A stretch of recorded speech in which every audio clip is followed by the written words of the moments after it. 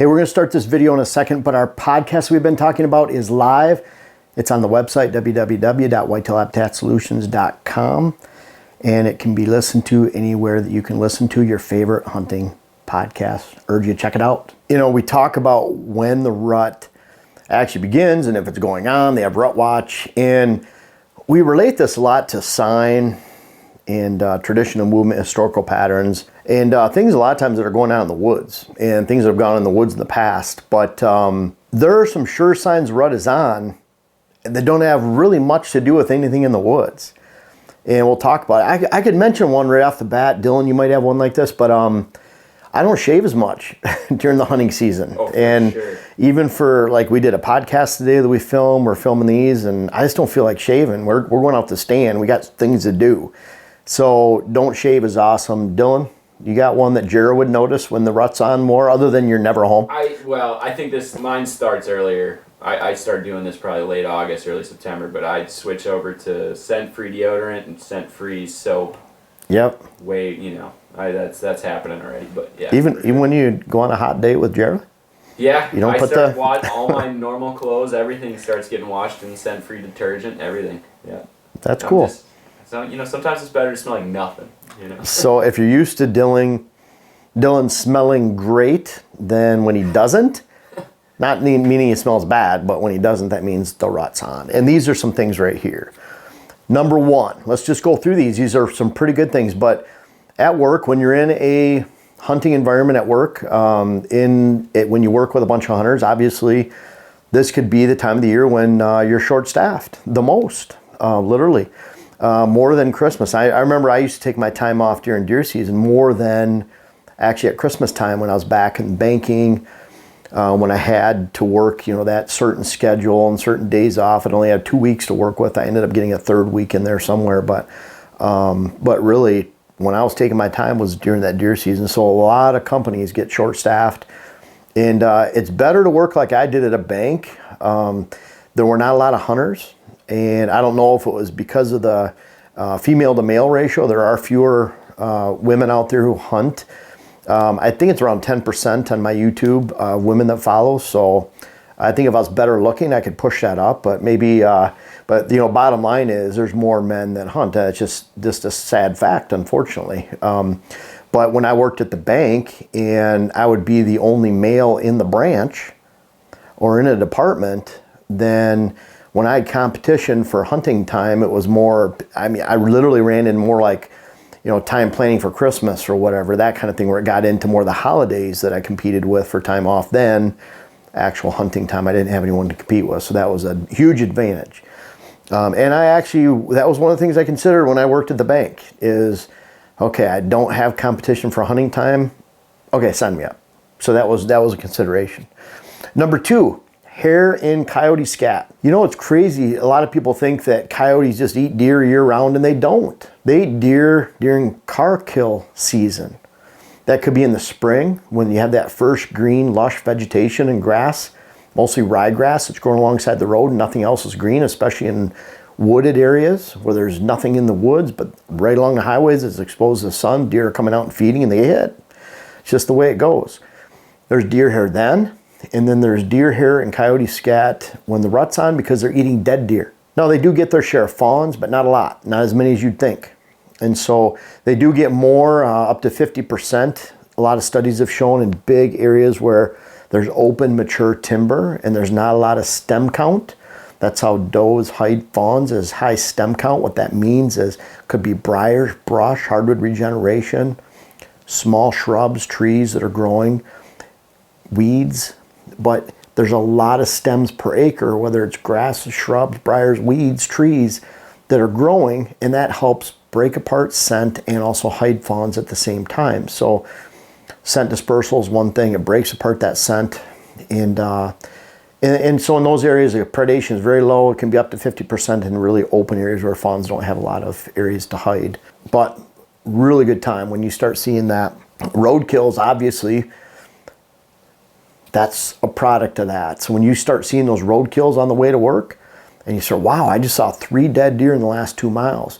Not only does it tell you the rut's on, but it tells you places to hunt. It actually gives you signs for, man, if you look at aerial photo, where those deer are crossing, getting hit all the time, look at those funnels, look at those patterns that go through the fields and say, wow, it makes sense elevation-wise, topography, lay of the land, habitat, edges, why those deer, long distance, big picture, are crossing the road right in that location. You can translate that to where you're hunting on public or private land and how you make habitat features or where you scout on public land. Number 4, bar traffic. I can think of this for a lot of the northern areas, Michigan, Wisconsin, Minnesota. A lot of people go north, not as much as they used to. In Pennsylvania, they went north. I hunted in the Bradford area, Allegheny Reservoir. That was right up by New York. So people would go up to those big areas right there, and boy, the local bars. I can remember back in the day, it was when the Steelers were down, Pittsburgh Steelers. We were at a local bar, I think it was called The Warehouse. They had really good crab legs, prime rib. Back in the day, this was 90s, 2000s. And Pittsburgh was, let's say, having a 5-6 season or something like that. Well, they were winning, and the bar full of Pittsburgh fans, and the bar was going nuts. It was pretty cool. Joe, my friend Joe Lasek, and I had shot bucks. So we were in there. I actually wore my hunting clothes in the bar. Wasn't that funny, Joe? Joe likes to tell that story. He never saw me wearing my hunting clothes, something like that. We went and had a good meal and watched Pittsburgh game. It was pretty cool. And then they ended up going on to win the Super Bowl that year. So it was pretty cool. They started the run right there with that win. But anyways, traffic is huge. You go in there on a random day during the summertime, not much there, even a random weekend, unless there's vacationers at that time. But boy, bar traffic really, it's hard to get a good seat, your favorite seat at the local watering hole. Dylan has some favorite. Trying to get a fish fry over here.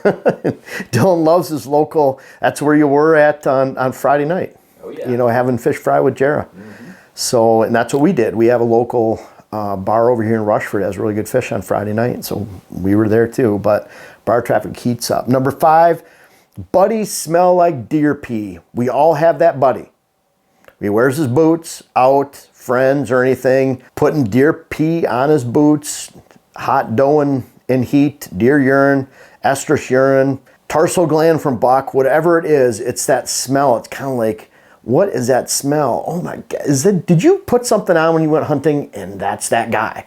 We all know that guy. I love that smell. Yeah, that's a good thing. It's like, dang, you know what though? Good. So I agree. It's kind of like the farmers around here. They spread manure on the fields at this time, and you go outside and smell that. It's just like, man, that's fall.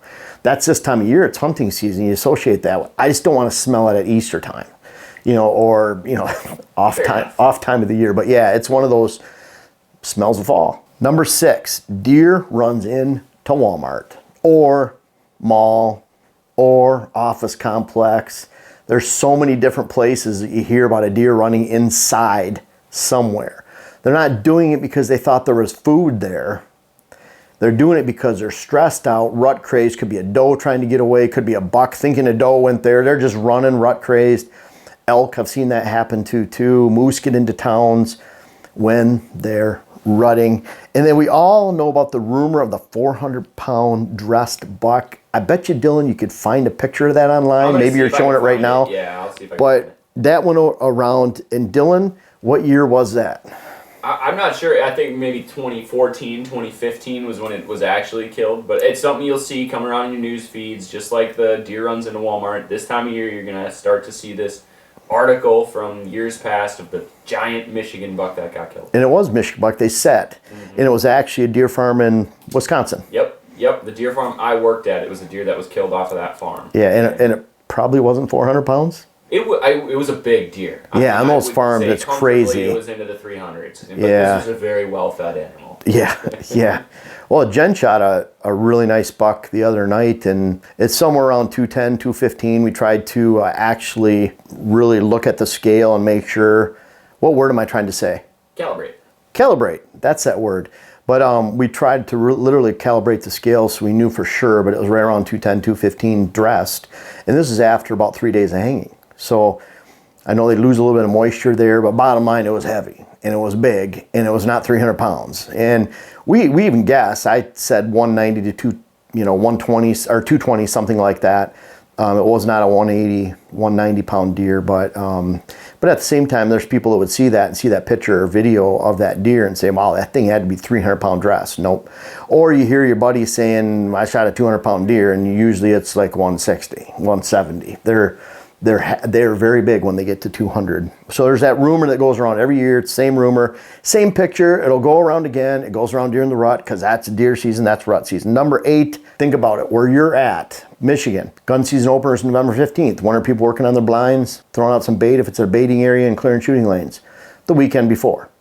That's when a lot of, if you gun season hunt only, and I'm not saying this about all gun hunters, but you take a large group that is in the woods, they're in the woods, starting to attack like an army a week before, 2 weeks before to get their gun season, get everything ready for gun season. On your neighbors, I think it's awesome when they're out there pounding nails, fixing up, sprucing up gun blinds. You know, our rut around here is in early November to about the 11th, 12th. It really starts waning off. And, you know, that doesn't mean the does aren't getting bred. It's just that bucks aren't moving 24/7. They can only do that for so long. Think about it. Yeah, you could say the rut lasts for 20 days, 25 days, but those bucks can't move 24/7 for 25 days straight. They only have so much energy they can expel during that time and so many reserves that they can use. So, but bottom line is big rut time and then all of a sudden gun season right after in most states, and that coincides a lot of times with people working on their gun season setup. So you guys can probably think of some more too. But there's a lot of ways that you can know it's the rut. And when people are getting really itching to go out there, the traffic is increasing, whether it's on the road or your favorite watering hole. Bottom line is the rut is on. It's right now. That's when this video will be coming out. And I hope you enjoy some of these signs that you'll notice every single year that the rut is on in your area. I urge everyone out there to really check out my web classes. They've been wildly successful. We have one that details how you should design your land, another one that details how you should plant and maintain and manage your food plot program. How can you make those decisions that fit your land specifically and not someone else's?